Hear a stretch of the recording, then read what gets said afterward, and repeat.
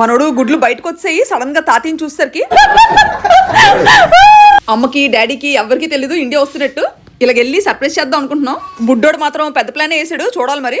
మన కాషాయ రంగు ట్యాక్సీ వచ్చింది, లగేజ్ అంతా డిక్కీలో కుక్కిసి మనం లగెత్తుదాము.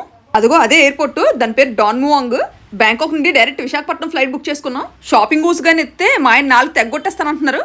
మనోడికి అనవసరంగా ఫ్లైట్ టికెట్ తీసినట్టున్నాము, వదిలితేలాగా విజయనగరం వరకు వెళ్ళిపోయేటట్టున్నాడు. ఎర్ర ఫ్లైట్ ఎగరడానికి రెడీగా ఉంది. ఫ్లైట్ లో వేడివేడిగా వెజ్ బిర్యానీ, ఇది తినేలోపు మన ఊరు వచ్చేద్దని చెప్తున్నాను. పొట్టమ్మ చికెన్ రైస్ ఆర్డర్ చేసుకుంది. ఇంక ఇండియాలో దిగిన వెంటనే పరుగు. జర్నీలో బాగా కలిసిపోయాం కదా, ఫ్రెష్ అయిపోమంటున్నారు. నిన్న గాబరపడి వాషింగ్ మిషన్ లో బట్టలు వేసాను, మెషిన్ బాగా గారపట్టింది. ఇలాగే గానీ వదిలేస్తే ఎంత కాస్ట్లీ మిషన్ అయినా మండిపోద్ది. ఫిల్టర్ కే ఎంత ఉందంటే అడుగున ఎంత ఉందో. అసలే మా బోర్ వాటర్ లో బోల్డ్ అంత సొద్దు ఉంటుంది అనమాట. సొద్దుతో పాటు వాషింగ్ పౌడర్ లో కెమికల్స్ వల్ల గారపట్టేస్తుంది శుభ్రంగా. దీనివల్ల టబ్బు బరువెక్కిపోయి అరగంట ఉతకాల్సిన బట్టలు గంట ఉదుతుంది. అంతేకాదు ఆ శుద్ధ బట్టలు కట్టిపోయి మరకలైపోయి పాడైపోతుండే బట్టలు. ముందు ఈ బట్టలు ఇక్కడ పడేసి టబ్ క్లీన్ చేసేద్దాం. మన వాషింగ్ మెషిన్ లో టబ్ క్లీన్ ఆప్షన్ లేకపోతే లాంగ్ టైం ప్రోగ్రామ్ పెట్టుకోవచ్చు. ఈ ఏఎన్ టబ్ క్లీనర్ చాలా బాగా పనిచేస్తుంది. చుక్కలు పడుతుంటే ఎలా నొరగలు వస్తుంది చూడండి. ఫిల్టర్ లో కూడా ఈ లిక్విడ్ వేసి బ్రష్ పెట్టామంటే నీట్ గా అయిపోద్ది. టబ్ లోకి కొంచెం నీళ్ళు రాగానే మొత్తం బాటిల్ అంతా పిండిడమే. అప్పుడే నీళ్ళు నల్లగా కనిపిస్తున్నాయి.